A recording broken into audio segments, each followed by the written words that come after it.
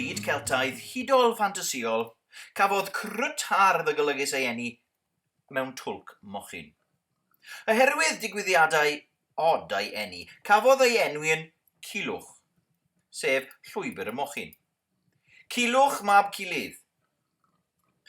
Pan fu farw ei fam, yn drojec, cafodd fam newydd, a gofynodd iddo briodi ei merch hi.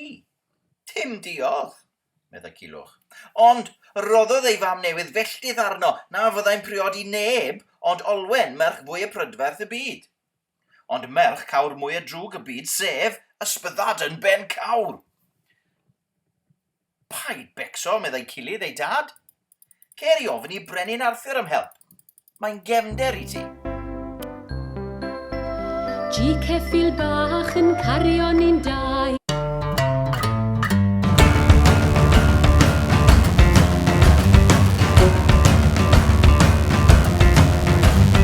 He said the devil when I met her at the roundabout.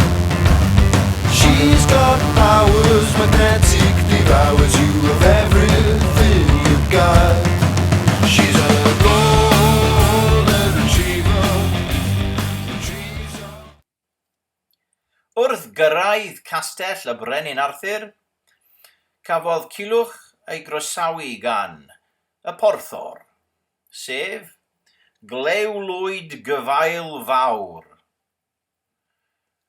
Yn ôl y porthor, Glewlwyd Gyfail Fawr, Culhwch oedd y dyn mwyaf pisyn oedd e erioed wedi gweld, a fe wedi teithio ledled y byd, medda fe.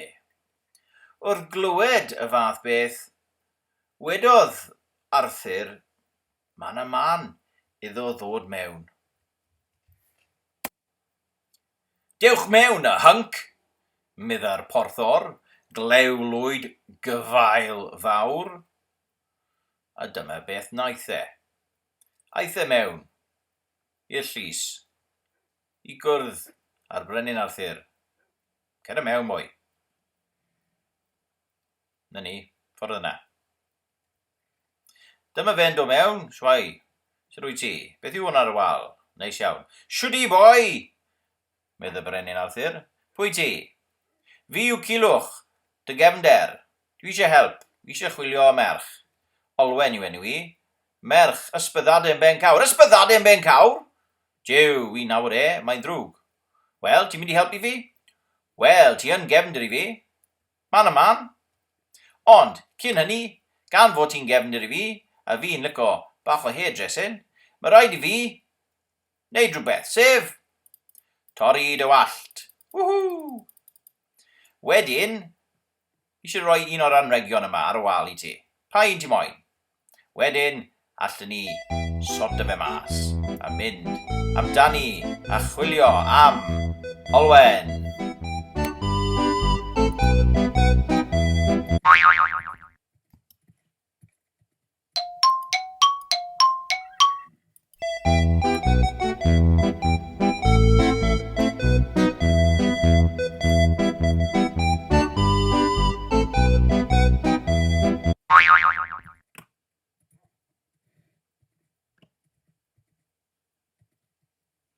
Pwy sy'n dywed dros y bryn yn ddistaw bach?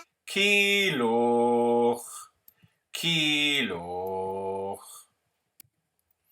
Ac yna fe ffeindiodd e Olwen.